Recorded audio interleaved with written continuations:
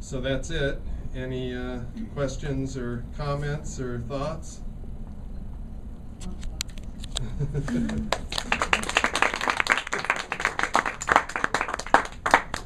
Yeah. Have you heard from Hollywood yet? Well, we're actually sort of exploring. We are talking to someone. Yeah, Are we're you? exploring. So We're exploring. cinematic. Yeah, But we can't drop any names. Yeah. Because as you know, Hollywood deals, they're iffy. Yeah. But yeah, we are actually sort of. I think we've established some contact with some pretty viable people that would kind of be perfect for it. So yeah. How about the research? You got a lot of DNA going on in there. I mean, how much research did you do into state of the art? Yeah, well, I was a biology major in college, And I studied biomedical engineering. Yeah. For a while. So prior to even writing the thing, I mean, actually a lot had changed since I was the biology major. You know, with the Human Genome Project and whatnot. I mean, just tremendous changes in the technology. Well, you bought your old biology book, so the new version. I went out and bought the current version of what I had. In fact, I was down in LA at the time, went to the USC bookstore and bought it, and read about like 200 pages of just like a dense. And it was astoundingly complex. Oh yeah. Compared to what it had been when he and I both took it. Yeah, it took me a couple of months to read through the stuff just to sort of come up to speed with the modern era of genetics. So yeah. Because in the old days they used to believe that DNA was it, and now there's the field of epigenetics, which is just like so it's like one of these nesting dolls where you just get the layers of the onion keep unraveling. The dogma used to be when they sequenced the human genome, they were guessing how many genes that there would be, and there proved to be far less than they imagined. In fact, the human genome has about the same number of genes as like a grain of rice, and they were kind of going, "What? WTF? What's this all about?" And so and they used to, and only about 2% of it even codes for like proteins. So they used to call it, quote, junk DNA. So basically they're saying, well, 98% of the genome is junk and doesn't do anything, which was, of course, an incredibly naive assumption. And so now they find out that all of that is sort of control mechanisms that sort of turns genes on and off. And that's what they're finding with specialized medicine. Why some drugs work for certain people and don't for others, say with cancer, because there's very different genes being switched on and off as a part of it. Well, and that kind of speaks to the pomposity of scientific reductionism in general, because because the dogma of any given period is like, well, this is the way things work, and that's how it is. We've got it all figured out, and of course they never do. I mean, there's always like an now we have dark matter, dark energy. Nobody knows what's going on with gravity. I mean, it's just like the standard model of physics is totally in chaos. But it's exciting. Well, yeah, and in the end of the book, I mean, they end up getting into exploring a lot of these things that are actually now being done at places like the Institute of Noetic Sciences in Petaluma, where they're exploring things that were once seen as metaphysics or parapsychology, and in other words, can consciousness exist outside of the brain? And increasingly there's real science being done by real physicians and biologists to explore that sort of thing. Yeah, just today we were talking about Roger Penrose from, it's either Cambridge or Oxford, and an American anesthesiologist named Stuart Hameroff. They have this theory of mind that is about quantum processes that take place in the synaptic zone. Quantum microtubules, they call it, which leverages quantum entanglement, and they believe can possibly explain some, let's say, paranormal experiences. Near-death experiences, ESP, a lot of that kind of stuff. That was once kind of discounted is now being explored in mainstream scientific journals. So. And also Rupert Sheldrake, also from England, has the theory of the morphic field, which also is like, he believes that there's a field that is similar but not understood to the electromagnetic fields and other fields that used to be the area of hazy science that were, not really understood. And he believes that this morphic field can also explain some of these phenomena. Any others? Yeah. How constrained or unconstrained did you feel you needed to be with regard to the quasi-official studies of the Shroud? Well, to be honest, we sort of decided early on to go beyond the sort of controversy of the Shroud and use it as more of a vehicle to explore bigger topics than just the Shroud, in term, as opposed to sort of making it like a Kennedy assassination analysis, but all about the minutiae of the Shroud. That was really just a vehicle to go beyond that in terms of like the intersection between science and spirituality, and what it was almost like a metaphor about, because it is this religious relic, but also there's been all this scientific analysis of it. So to a great extent, we didn't. We spent about like 2 pages. On the controversy that surrounds the because Shroud. that's but it is interesting about the Shroud that right when there's a statement made, we've tested it, and this is it, and it's a forgery, and that's the end of the story. Then something new comes up, and they say, well, you were radiocarbon dating like a film that was on the fibers, and really you weren't radiocarbon dating the fibers themselves.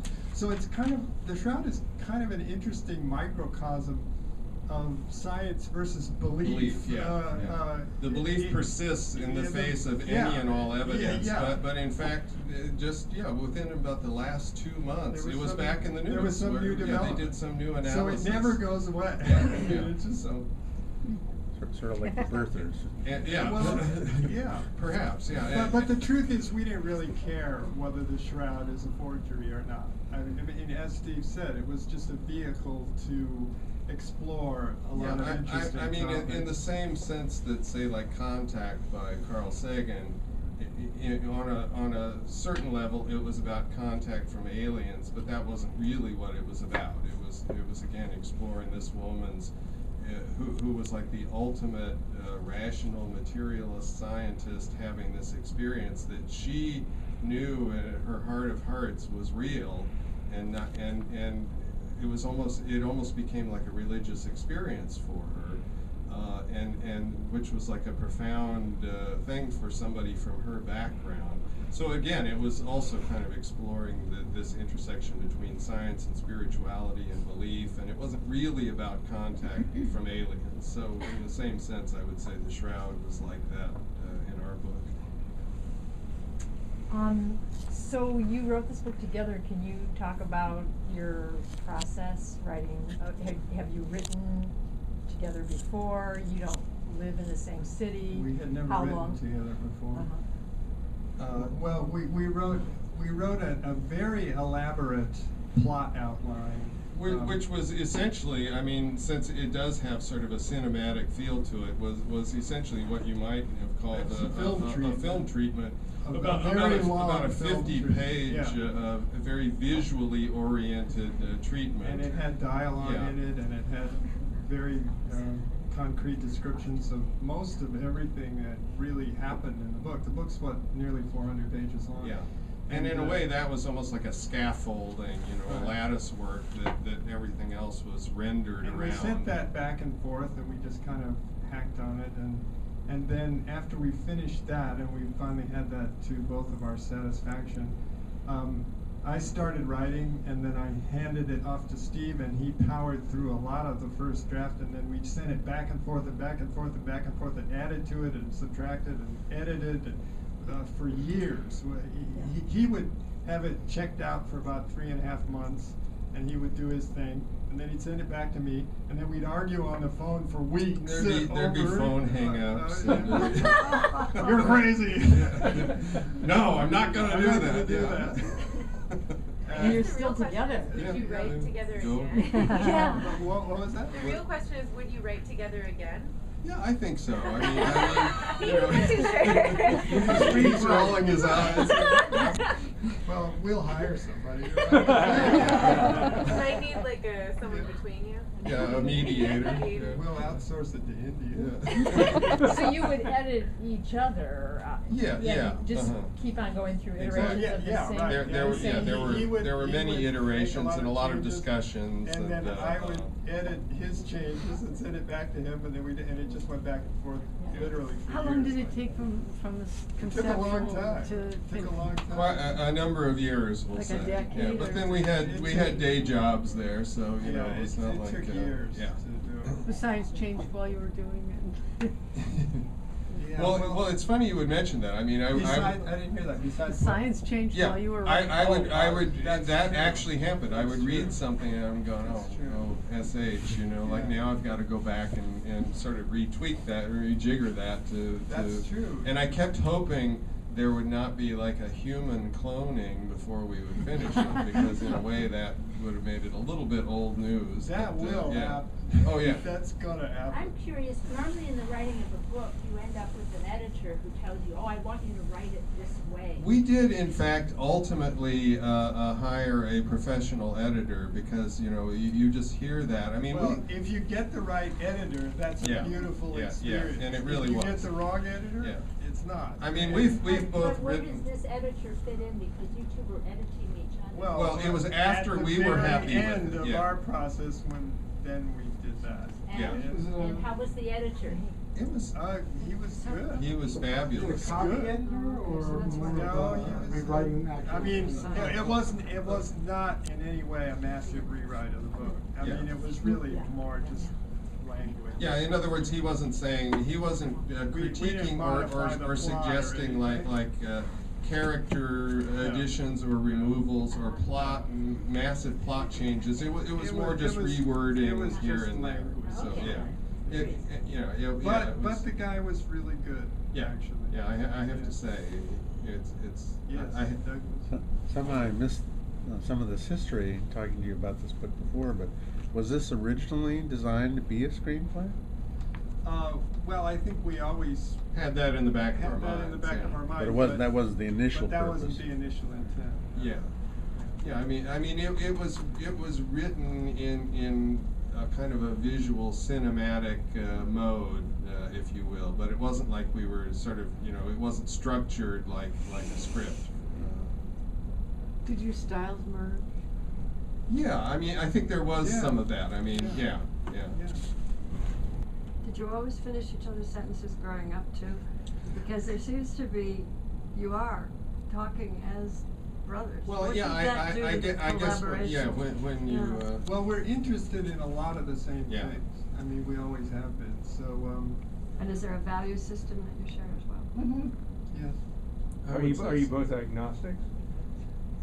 No. No? I would say we're spiritual but not religious, if you will. Yeah. I'd say that's right. Yeah. In other words, kind of a believer in, the force, if you will. Use the Which is now an official religion on many on the UK census. You can put down that you're a Jedi. It's true. That's actually true. Yeah, Jedi. Didn't know that. yeah. There's a couple of countries now that include Jedi as stated religion. Now you know what you We are. created a compelling mythology. Really good. Andrew and Andrew were on a panel together at Litquake. Litquake. Yeah, and Thank you for coming. and Andrew has a fabulous novel of his own that I might add. No, I'm not just saying. Oh, what that, is really. it? It's called Sleepwalking in Paradise. Actually, for those from the Bay Area, it takes place in San Francisco. So not only is it a really great book, it has the incredible local color to it. It's the Bay Area. Oh, that's right. And he and I are doing a May reading, at Where is that? Borderlands. Yeah. Okay. Are we allowed to mention Yeah, another that's bookstore? fine. As long as they're independent No. As long as they're independent, I'm happy. Yeah, for you. okay. Pull the plug on those. Yeah, yeah. It's not till May. Flip the switch on. I'm sorry, what? It's not till May, so. Yeah, that's okay, yeah. No, we That's- love mentioning other bookstores. We enough have a time. list of all the indie. Oh, okay, yeah. It's Karma, bookstore Karma. Yeah, exactly. Yeah, and thanks for turning us on to Indie Bound. Yeah, I'm glad you guys put that on yeah. there. So, Yeah, that Tell was me a good about thing. Yeah. Well, I guess. Indie Bound, what, you wanna say? Well, I mean, on our book website, which is theshroud.net, there's a link to a website called IndieBound that will actually lead you to your own local. You can enter your zip code and find your local independent bookstore, and so then you can order books through them, and there's like it's a partner association, I'm assuming. Yeah. So all the independent bookstores are represented on IndieBound, so it's kind of a cool. We've now, here's Tiger. Yeah. What's next for you two? Well, we're really concentrating on the movie aspects right now. So, and in fact, And promoting the book. Bridget here is helping us in the back is helping us promote the book. So, yeah. Publicity for hire. Yeah. Who's a fabulous literary publicist. So, yeah. And author. Thank you. Yeah, and Thank author, you. an author in her own right. And people can follow the Shroud on Facebook. That's true. We have, Thanks for the visit us on Facebook. Yeah. you can visit us on Facebook. Yeah, that's right. Yeah, okay. Yeah, we can meet And on visit them on Facebook. Facebook. Yeah.